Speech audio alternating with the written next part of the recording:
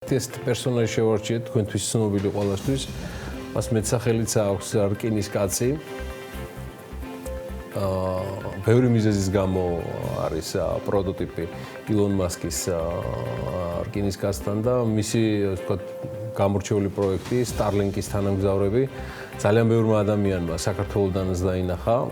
ხომალდებით საშიში ორშტები 27 აპრილსაც გამოჩნდა და ესეთი თანამგზავრთა წკრივის გავლა თბილისის დროით 22 საათისკენ ჩრდილო-დასავლეთის საზზე დაიწყო და რამდენიმე წუთის შემდეგ დასრულდა კიდეც უკვე სამხრეთ-აღმოსავლეთისკენ. და ასე ვინც ეს დამბეჭდავის სანახაობა რამდენიმე დღის წინ ვერ იხილეთ, ამის შანსი, ასე ვთქვათ, მომავალშიც უფრო ხშირად გექნებათ, ეს ამით არ დასრულებულა ეს ამბავი. Starlink-ი ილონ მასკმა 2015 წელს დაიწყო და მისი მიზანი მთელი პლანეტის თანამგზავრული ინტერნეტის დაფარვა არის.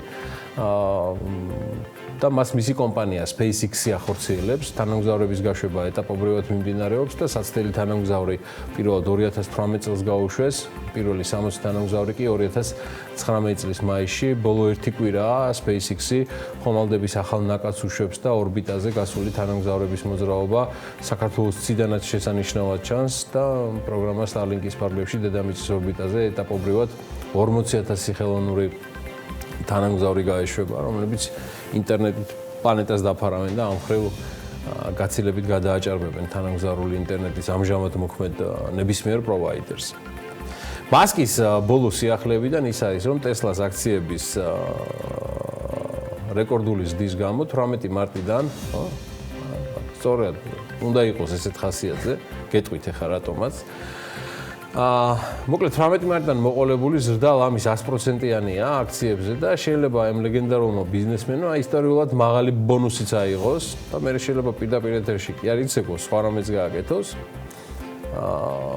და ეს ბონუსი არც მეტი და ნაკლები $600 მილიონი, რომელიც მას ოფიციალური შეთანხმებით და პროსპექტით ეკუთვნის კიდეც. უბრალოდ პერიოდი, როცა მასკისთვის ბონუსის გაცემა არის შესაძლებელი, ემთხვევა უდიდეს კრიზისს, რომლის დარიც არათუ შტატებში, მსოფლიოში არ ყოფილა გასული საუკუნის 30-იანი წლებიდან მოყოლებული დიდ დეპრესიას გულისხმობ. თან საყოველთაოდ ცნობილია ხელფასების დრამატული შემცირებაც Tesla-ში. რამდენიმე თვის წინ თითქმის ყველა თანამშრომლისთვის ეს იმ ფონზე, რომ მათზე უიღბლოებიც არიან, ასე ვთქვათ, Tesla-ს ქარხნის ათასობით თანამშრომელი უბრალოდ უხელფასო შეებულებაშია კრიზისის და პანდემიის ფონზე, სულ არ აღელვებს ილონ მასკს და შედარება მარია ანტუანეტასთან მოყავს მისი კოლუმბიის იურიდიული ფაკულტეტის პროფესორს ჯონ კოფის, რომელიც დარწმუნებულია, რომ მასკი არათუ აიღებს ბონუსს, არამედ მასკი თვლის, რომ მან დაიმსახურა ეს ფული. ეხლა ამაზე მეტი სადარდებელი არ გქონდეს ჩვენს ქართულ საქმიანებს, თუმცა ამბათ ისიც ვიცოდეთ, რომ თუ Tesla-ს აქციების ფასი არ დაიკრებს ბოლო 10 დღის განმავლობაში, გასაშვალოებული ფასის, ვთქვათ, აქციაზე არის დაახლოებით $718, შესაძლოა 6 მაისისთვის უკვე მომსწრენიც ვიყოთ სტატისტიკისა Tesla-ს 6 თვიანი კაპიტალიზაციის მასკისთვის სასურველი ნიშნულზე მიცემისა, რაც რეკორდულ $600 მილიონიან ამხანაგებო, ბონუსის სახით ეს პატივცემულზე მიიღებს. აი ამას სულ ჯამში არ ველით ჩვენ, $600 მილიონ. რასაც მარაც ილონ მასკმა შეიძლება აიღოს ბონუსად, მაგალითად სავალუტო ფონდისგან, ამ გაგანია კრიზისში, ჩვენი ციდა საქართველო. მაგრამ კვირის ბოლოსკენ ასევე გვეცოდინება სიახლეები სავალუტო ფონდისგან, ელენე კვანჭილაშვილი ადევნებს თვალყურს ყველაფერს, რაც ვაშინგტონის სათავო ოფისში ხდება და უკვე ანალიტიკაში პარასკევს გვეტყვის სრულად, ისეთი გულისყურით ადევნებს თვალყურს ამას ყველაფერს, რომ მანანა მანჯგალაძის מחვილ და ბასრ მზერას და თვალს და ფოტოკამერასაც არ გამორჩენია ეს ყველაფერი და უმალ, ასე ვთქვათ, მოექცა ეს ყველაფერი საკმაოდ საინტერესო რიტუალში, რომელიც ერთგვარ კეთილთაყვანისმცემლობასთან არის დაკავშირებული BMG-ში. ამაზე ცხადია მოგვიანებით, მაგრამ ძალიან საინტერესო ამბით და ისტორიით შემოგვიერთდება დაახლოებით 10-ის ნახევრისკენ. კარგი, დაგადავედით შემდეგ თემაზე. ის, რაზეც დღესვე უკვე შეიძლება საუბარი, ეს ეხება საქართველოს ეროვნული ბანკის გუშინდელ გადაწყვეტილებას, მონეტარული, ანუ რეფინანსირების კოეფიციენტის 0.5%-ით შემცირებაზე, 9 იყო 8.5 გახდა. ფინანსთა მინისტრის პროგნოზი ახთა იმ ტრენდზე, რასაც ის Forbes-ის კვირაში მიუთითებდა, მონეტარისტები მსოფლიოში და საქართველოში სტიმულირებისკენ, ანუ ეკონომიკის სტიმულირებისკენ გადაიხრებიანო.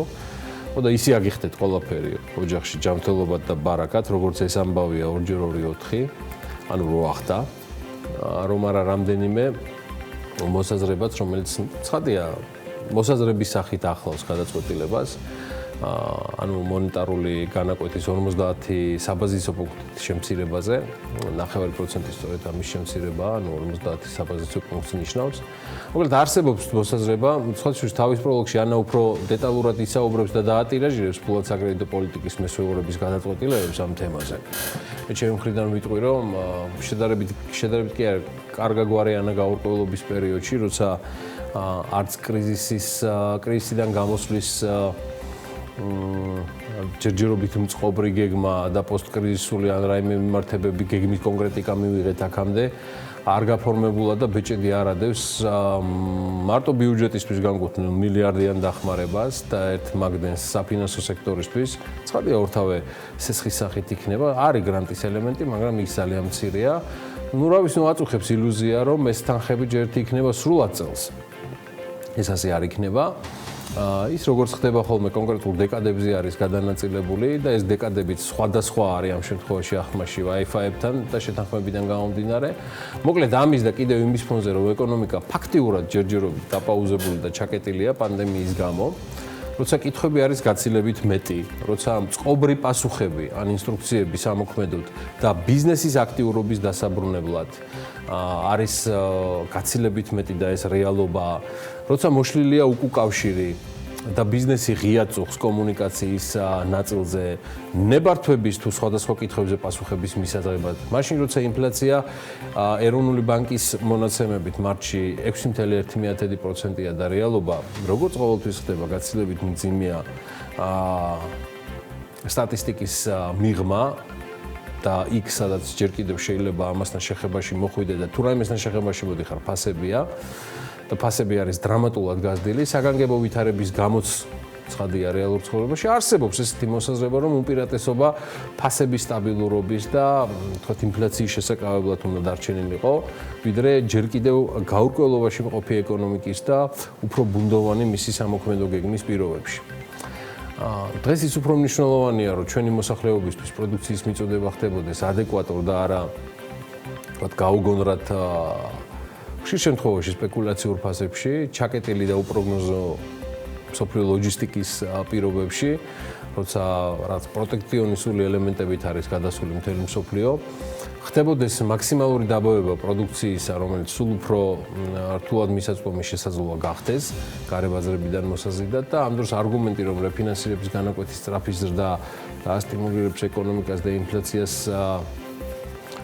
ინფლაცია შეამცირებს, მაგრამ ეკონომიკას დააზიანებს, ანუ იგულისხმებოდა გამკაცრება შემდგომი, ეს ალბათ უფრო ეკონომიკის ლიკბეზით და საფუძვლებით დაკავებაა და არა რეალურ პრობლემებზე საუბარი. ფაქტია, სამთავრობო ხედვა ჯამში რაშიც მე აფერს სულს არ ვხედავ, როცა კოორდინირებულად მოქმედებენ ეროვნული ბანკი და მთავრობა ერთად. ფაქტია, რომ ამ ხედვამ გადაწონა სხვა მოსაზრებები და განაკვეთი მცირედით შემცირებულია. ვნახოთ ეს რა გავლენას მოახდენს დაპაუზებულ ეკონომიკაზე, რომელიც დღეს ბიზნესების თამადობით, ესე ეს ჩვენი ეკონომიკა ბიზნესების თამადობით ჯონ ტრავალტასავით აქეთ-იქით აესე. ეს იყურებიან აქეთ-იქით ეს ბიზნესმენები, ასავსავებენ ხელს, სხვამან კითხვებს და ვერ იღებენ პასუხებს და არიან მოლოდინებში, რომელიც სულ უფრო რთული სამართავი ხდება.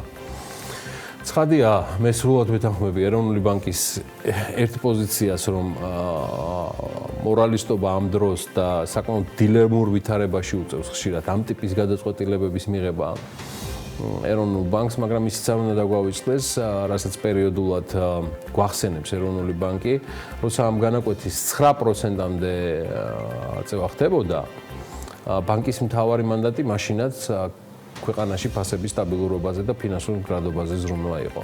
და ფასები კი ვთქვი ერთხელ და ამაზე რაზე და კორონაზე თითქმის აღარ ვაპირებ თუ ახლოს მომავალში საუბარს, ეს სიახლეები თქვენთვის მოტოვებული მაქვს შემდეგი კვირისთვის.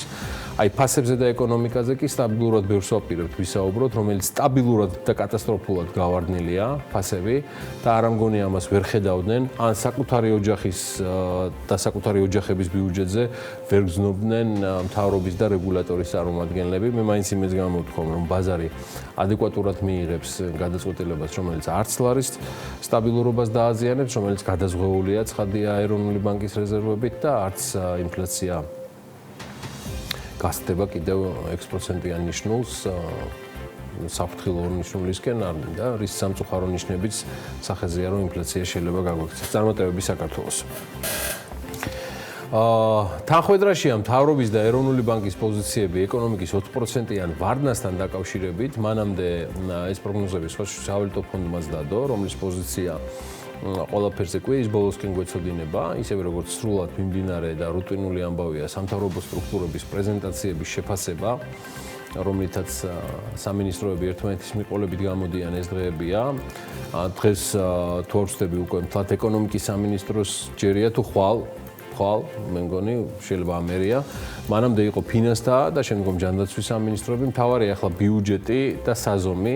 ჩვენი შეფასებებისა იქნება ხარჯები და ხარჯები ამ ბიუჯეტში. როგორ შეამცირებს მთავრობა საკუთარ ხარჯებს, რომელიც ბევრი კორუფციული რისკების მატარებელია და მათ შორის არის პოლიტიკური ანგარების ნიშნებით ცალკეულ მუხლებში.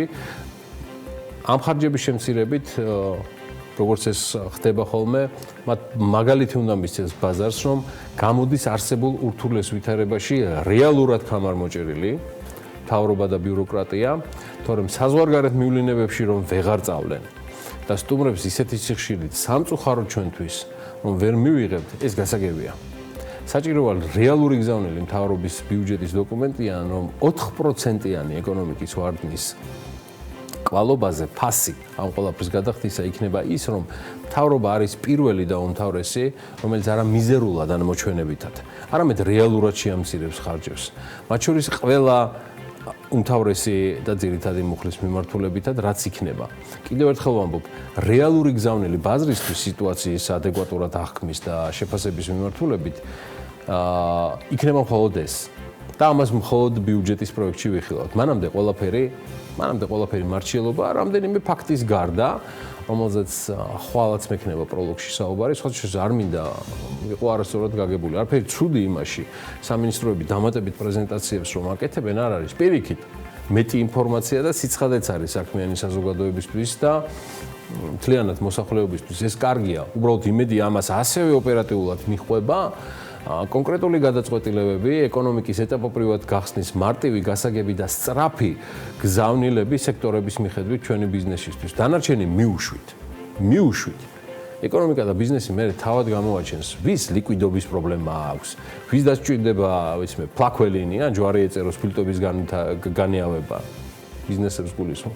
მე მაინც ჯანმრთელობას ვსურვებ ყველას და მათ შორის პირველ რიგში ჩვენ საქმიან მაყურებელს. ამასობაში მსოფლიო ბანკმა $80 მილიონ მიიღო გადაწყვეტილება საქართველოსთვის ფინანსური პაკეტის მხარდაჭერისა, მაგერ მივესალმებით ჩვენს ძმას და მეგობარს სებასტიან მოლინეუს. ის ამ ყველაფრით ის ზათაა დაეხმაროს მთავრობას, ჯანდაცვას და სოციალურ სფეროში COVID-19-ით გამოწვეული შედეგების შერბილებას და მათზე რეაგირებაში ბანკის ინფორმაციით აღნიშნული დაფინანსება მსოფლიო ბანკის COVID-19-ზე სწრაფი რეაგირების პაკეტის ნაწილია. FTCF ალბათ ესე დაერქვა ამ პაკეტს მსოფლიო ბანკის ასევე თანამშრომლობს აზიის ინფრასტრუქტურის საინვესტიციო ბანკთან თანადაფინანსების ხელშეკრულებით დამატებით $100 მილიონი მოსაზიდად. ისევ ბიუჯეტზე შედარებით პოზიტივზეც საერთაშორისო გამჭირვალობა საქართველოსგან საერთაშორისო საბიუჯეტო პარტნიორების, ანუ IBP-ის გლობალური ანგარიშის მიხედვით, რომელიც გუშინ გამოქვეყნდა 2019 წლის ღია ბიუჯეტის ინდექსში, საქართველოს მასის შესაძლებელი ქულიდან 91 ქულად მიიღო. ეს 2017 წელთან შედარებით უმნიშვნელო ერთპუნქტიანი გაუარესებაა და აღნიშნული ცვლილება საერთაშორისო საბიუჯეტო პარტნიორობის მხრიდან რამდენიმე საკითხის შეფასების მეთოდოლოგიის ცვლილებამ გამოიწვია, ძირითადად ამაჩვენებლით 117 ქვეყნის მსოფლიო რეიტინგში საქართველოს წინაკლებების მსგავსად კვლავ მეხუთე ადგილზე რჩება, რაც მართლაც მნიშვნელოვანი მიღწევაა და ამ კონკრეტულ შემთხვევაში მას მხოლოდ ახალი ზელანდია, სამხრეთ აფრიკა, შვედეთი და მექსიკა უსწრებთ. და მიუხედავად მცირედი უმნიშვნელო გაუარესებისა, ეს ცალსახად კარგი ამბავია. კვლევის მთელი პროცესი 18 თვეს მოიცავს და ამ წლინახევრის განმავლობაში ძირითადად 2018 წლის 31 დეკემბრამდე არსებულ მდგომარეობას აფასებს. TI საქართველოს ღია ბიუჯეტის კვლევას საერთაშორისო საბიუჯეტო პარტნიორობისათვის მე მგონი 8 წელიწადი ატარებს ბიუჯეტის გამჭვირვალობის გასაზომად გამოყენებულია 109 სხვადასხვა ინდიკატორი. ღია ბიუჯეტის ინდექსის მიზანია შეაფასოს, რამდენად უზრუნველყოფს ქვეყნის ცენტრალური მთავრობა 8 ძირითადი საბიუჯეტო დოკუმენტის საზოგადოებისთვის დროულად ხელმისაწვდომობას და არის თუ არა ამ დოკუმენტებში შეტანილი მონაცემები ამომწურავი. ეს ის 8 დოკუმენტია, ჩამონათვალსაც გეტყვით, ქვეყნის ძირითადი მონაცემები და მიმართულებები, სახელმწიფო ბიუჯეტის პროექტი, მის შესახებ მიღებული კანონი, გზამკვლევი საბიუჯეტო, ბიუჯეტის კვარტლური 6 თვის და წლიური შესრულების ანგარიში და ბოლოს სახელმწიფო აუდიტის სამსახურის ანგარიში ბიუჯეტის შესრულების თაობაზე და მიუხედავად იმისა, რომ ღია ბიუჯეტის ინდექსით ფასდება მხოლოდ სახელმწიფო ბიუჯეტთან დაკავშირებული ოფიციალური დოკუმენტების გამჭვირვალობა და ხელმისაწვდომობა, ეს პროსტოდ საერთაშორისო საბიუჯეტო პარტნიორობის ყურადღებას ასევე ამახვილებს ბიუჯეტის ეფექტიან ზედამხედველობაზე, საბიუჯეტო პროცესებში მოქალაქეთა ჩართულობის საკითხებზე და აი ამ ორი თემის შეფასება შემადგენელი ნაწილი ამ კვლევის არ არის. ანუ ღია ბიუჯეტის ინდექსისა და ის მაინც ცალკე განიხილება და ამ ხრივ საქართველოს არათუ აქვს კიდევ დარჩენილი გამოწვევები, არამედ იქ სერიოზული პრობლემები გვაქვს და ეს არ უკავშირდება მხოლოდ საბიუჯეტო პროცესებში მოქალაქეების ჩართულობას, ზედამხედველობაზეც არის საუბარი. კერძოდ 100 შესაძლებელი ქულიდან საბიუჯეტო პროცესებში მოქალაქეთა ჩართულობის უზრუნველყოფის მხრივ საქართველოს 28 ქულა მიიღო. ეს მე-14 ადგილია მსოფლიოში და ბიუჯეტზე ზედამხედველობის კუთხით მე-11 ადგილზეა 82 ქულით. მოკლედ, აი ესეთი მიღწევების მიუხედავად, უკვე TI საქართველოს ასკვნის, რომ საერთაშორისო საბიუჯეტო პარტნიორობა საქართველოს მთავრობას ასევე რიგი რეკომენდაციებით შესთავაზებს, რომლის შესრულების შემთხვევაში ისინი ხედავენ პოტენციალს, რომ ქვეყანამ კიდევ უფრო გაიუმჯობესოს მიღწეული შედეგი და ამ მხრივ ყველაზე მნიშვნელოვანი მაინც სახელმწიფო ბიუჯეტის პროექტის და ბიუჯეტის 6 თვის შესრულების შესახებ ანგარიშების კიდევ უფრო დახვეწა და მოქალაქეების საბიუჯეტო პროცესში ჩართულობის ზრდას უკავშირდება. ამაზე ცალკე დაიგეგმება, ჩემო ბატონო, ჩვენი ეთერები, ასევე დაეთმობა მოსაზრებები პლატფორმები, როგორც BMG-ს, ასევე Forbes-ის საშუალებითაც. რამდენიც გინდათ იმდენი იფრინეთო და სადაც გინდათ იქ იფრინეთო, მაგრამ პანდემია დასრულებისგან არის ჯერ კიდევ შორსო. ჩვენ წინ ჯერ კიდევ გრძელი გზა და ბევრი საქმე გვაქვს. ჯანდაცვის მსოფლიო ორგანიზაციის ხელმძღვანელმა განაცხადა, რომ ჯანმომ, ან ჯანდაცვის მსოფლიო ორგანიზაცია შეშფოთებულია და აღშფოთებულია კორონავირუსის აღმავალი ტრენდით, რომელიც აღმოსავლეთ ევროპაში, აფრიკასა და ლათინურ ამერიკაში შეინიშნება. ტედროს ადჰანომ გებრეიუსმა კიდევ ერთხელ გააფრთხილა ქვეყნები, რომ კორონავირუსის პანდემია დიდხანს არ დასრულდება. მოусმინოთ მას. მე კვლავ მოვუწოდებ მსოფლიო სოლიდარობისკენ და ეროვნული ერთობისკენ, რათა დავუპირისპირდეთ ამ პანდემიას, მაგრამ ასევე აღკვეთოთ სხვა პანდემიებიც და ავაშენოთ უფრო ჯანსაღი უსაფრთხო სამყარო ყველასთვის და ყველგან. ეროვნული ერთობა გლობალური თანადგომის საძირკველია. თანადგომა. აი ამას გავიმეორებთ ყოველდღე. თუკი ჩვენ არ ვიქნებით ერთიანი, ვირუსი ჩვენ შორის ნაპრალებიდან გაჟონავს და ქაოსს შექმნის. ადამიანები დაიღუპებიან. ჩვენ ამ ვირუსს დავამარცხებთ მხოლოდ ერთიანობით ეროვნულ დონეზე და სოლიდარობით გლობალურ დონეზე. ესპანეთმა კი მიიღო ამასობაში გადაწყვეტილება მკაცრი საკარანტინო ზომებს მხოლოდ ივნისის ბოლოსკენ მოხსნის. პედრო სანჩესი, ესპანეთის პრემიერ-მინისტრის განცხადებით, ესპანეთი 4 ფაზიანი გეგმით აპირებს, რომ დაუბრუნდეს ცხოვრების ნორმალურ ტემპს. და მხოლოდ აი ამ 4 ფაზიანი გეგმის გავლის შემდეგ მოხდება ამ ნორმალურ რუტინაში დაბრუნება. ესპანეთის მთავრობის ხელმძღვანელის თქმით, თითეული რეგიონი შეზღუდვებს განსხვავებული ტემპით შეამსუბუქებს, რაც აფეთქების სიმძიმეზე იქნება დამოკიდებული და საკარანტინო ზონების შემსუბუქება თავდაპირველად ესპანეთის 4 კუნძულზე 4 მაისიდან დაიწყება. ზონების შემსუბუქების მიზნით შექმნილი თითეული ფაზა ორკვირიან ეტაპს მოიცავს. მთავრობის გეგმის მიხედვით ესპანეთის მთავრობაზეა საუბარი. მცირე ბიზნესები და სასტუმროები 11 მაისიდან გაიხსნება, თუმცა დისტანცირება, ანუ სოციალური დისტანცირება რჩება ძალაში. სკოლების უმრავლესობა სექტემბრამდე ესპანეთში დახურულია. რესტორნებს ტერასების გახსნა მხოლოდ მაისის შუა რიცხვებიდან შეიძლება, თუმცა პირველ ეტაპზე 30%-ზე მეტად არც უნდა გაივსოს რესტორნები ხალხით. შეზღუდული სახით აღდგება რელიგიური მსახურება 11 მაისიდან, თუმცა რელიგიური დაწესებულებების შენობის 1/3-ის დაკავება იქნება მხოლოდ შესაძლებელი, ანუ გაკონტროლდება მრევლიც. 1/3-ის შეზღუდვა შეეხება კინოთეატრებსაც, რომლებიც მაისის ბოლოდან გაიხსნება და მაღაზიებში მყიდველებს შორის მანძილი 2 მეტრი უნდა იყოს. სანაპიროები ესპანეთის სანაპიროებზეა საუბარი, სავარაუდოდ ივნისის ბოლოდან გაიხსნება, თუმცა ამაზე კიდევ უნდა დაველოდოთ ესპანეთის მთავრობის გადაწყვეტილებას, ასევე მოგახსენებთ, ჩემო ბატონო. გარკვეული გათვლები დადო ზეგავლენიანმა The Economist-მა თავის ერთ-ერთ ბოლო პუბლიკაციაში ასკვნის, რომ ევროპის ქვეყნების დიდმა ნაწილმა უკვე გადალახეს კორონავირუსის პიკიო, ძირითადად მდიდარ სახელმწიფოებზეა საუბარი. გამოაქვეყნა The Economist-მა და გუშინ დააზუსტეს სტატისტიკები ძირითადად დიდმა ბრიტანეთმა და ასევე საფრანგეთმა. ნახეთ, რომ საერთო სტატისტიკური დაზუსტებებით იმ პერიოდში გარდაცვლილებისა და დაღუპულებისა 4500-ით მოიმატა ერთბაშად დიდი ბრიტანეთში დაღუპულთა რაოდენობა. უძიმესი სანახავია ეს სტატისტიკა და Worldmeter-ზე ამ ყველაფრის თვალყურის დევნება.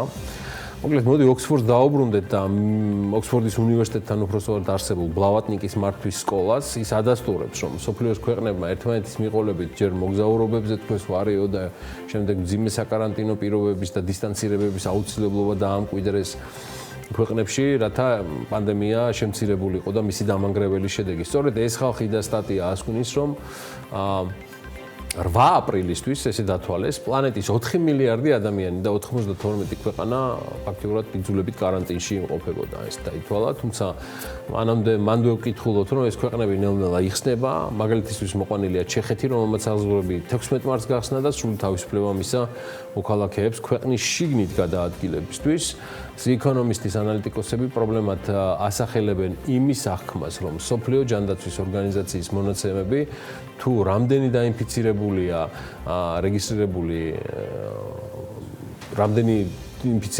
რეგისტრირებული არ არის მთლად საზომიმაჩვენებელი, რადგან ადამიანთა ტესტირების და მოცვის შედეგები რამდენადმე დიამეტრალურად განსხვავებულია ქვეყნებს შორის, მაგრამ საერთო დასკვნების გამოტანა ქვეყნების მრუდებზე დაფიქსირებული ტენდენციების მიხედვით არის შესაძლებელი, რაც აძლევს The Economist-ის ექსპერტებს დასკვნის გაკეთების საშუალებას, რომ ქვეყნების ნაწილისთვის უარესი ვითარება უკვე წარსულშია. ვნახოთ, უამრავი რამ იწერება ამ ბოლო პერიოდში The Economist-ის ეს სტატიაც ინფორმაციისთვის გაგიზიარეთ.